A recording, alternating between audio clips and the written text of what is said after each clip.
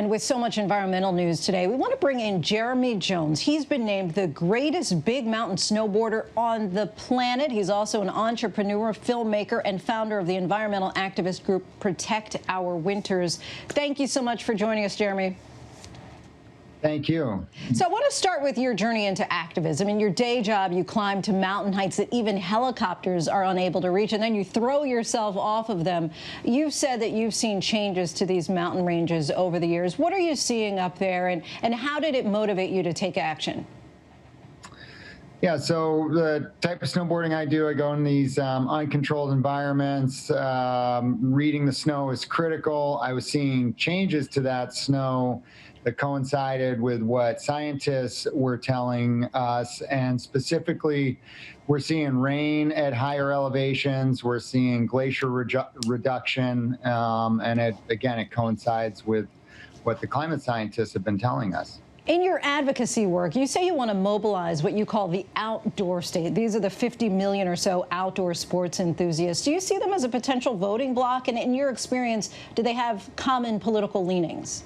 We recognize 50 million Americans that are really passionate outdoors people. And so really trying to get them to understand that this election and voting in general, we need to vote for these places that are so special to us, and they need to be protected. And so we're trying to activate this 50 million voting bloc that traditionally hasn't been the best voters. A lot of it's younger people as well that maybe don't bring out the vote like the older voters. And I would say it's definitely diverse, the voter bloc, but if there's ever they see, it's really hard, anyone that spends that much time outdoors, to not see change.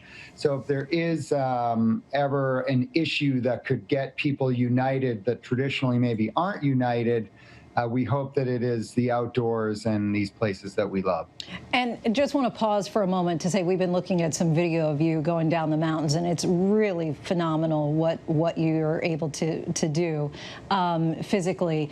For those who say, look, climate change doesn't exist, what's your response?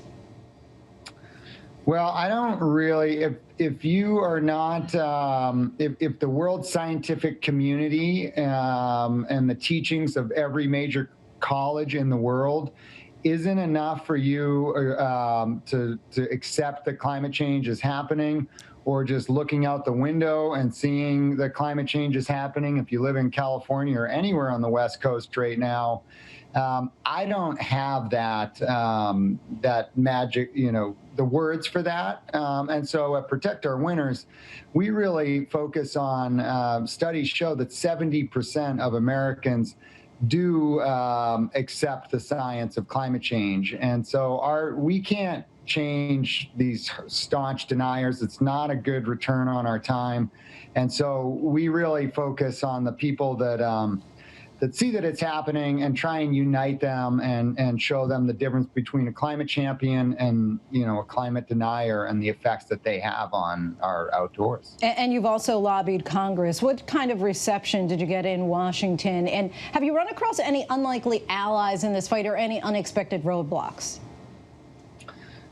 So when we started Protect Our Winters over 10 years ago, I didn't realize the front lines would be Capitol Hill, but we learned that although personal choice is important, we really need large-scale policy change. So we've been going there consistently for about 8 years, and traditionally, I'd say the majority of those meetings are with people that maybe haven't voted how we wanted them to, but we hope to get them to maybe, vote for a healthy planet. And I'd say behind closed doors, it's a much more cordial conversation than maybe we read on the news. And you see, especially as with this film, Purple Mountains, as I went to these rural areas that are really pretty hardcore conservative areas that don't vote for the outdoors, there is a much more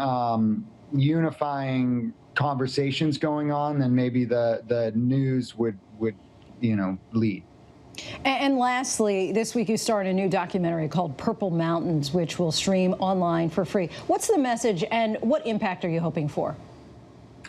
So it's my journey to understand why we are so divided as a country on clean air, clean water, and a healthy planet. And I have conversations with people that, again, traditionally groups that don't talk to each other. And I think we need to not be afraid to have conversations with maybe people that aren't in our tribes. And my hope is that people really come together around just that: clean air, clean water, healthy planet, and vote for leaders that want that. Jeremy Jones, thank you so much for your time. We really appreciate it. Thank you. Hi, everyone. George Stephanopoulos here. Thanks for checking out the ABC News YouTube channel. If you'd like to get more videos, show highlights, and watch live event coverage, click on the right over here to subscribe to our channel. And don't forget to download the ABC News app for breaking news alerts. Thanks for watching.